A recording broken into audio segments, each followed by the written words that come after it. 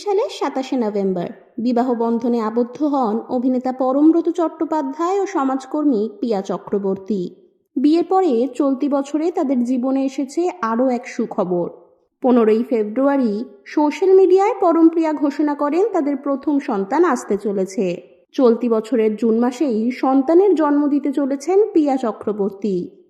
তাই এই সময় স্ত্রীকে যথাসম্ভব সময় দেওয়ার চেষ্টা করছেন পরমব্রত। যতটা সম্ভব কাজের ফাঁকে পাশে থাকার চেষ্টা করছেন তিনি। সম্প্রতি এক সাক্ষাৎকারে তাদের ভবিষ্যৎ সন্তানকে কিভাবে বড় করে তুলতে চান সে বিষয়ে বিস্তারিত কথা বলেন এই দম্পতি।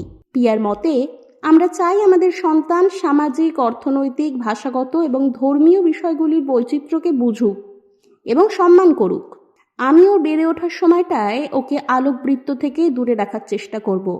তারকা সন্তান হিসেবে নয়, বরং সাধারণ পরিবেশেই সন্তানের শৈশব কাটাতে চান তারা। এই উদ্দেশ্য সফল করতে প্রয়োজন একটি সহনশীল ও সমাজমুখী পরিবেশ, যেখানে শিশুটি সকলের সঙ্গে মিশে বেড়ে উঠতে পারবে। সেই চিন্তা থেকেই পরমব্রত ও পিয়া সিদ্ধান্ত নেন তাদের বর্তমান অ্যাপার্টমেন্ট বিক্রি করার। এই প্রসঙ্গে পরমব্রত বলেন, আমি আমার অ্যাপার্টমেন্ট বিক্রি করেছি। কাছাকাছি পার্ক আছে এমন একটা পুরনো বাড়িতে চলে এসেছি।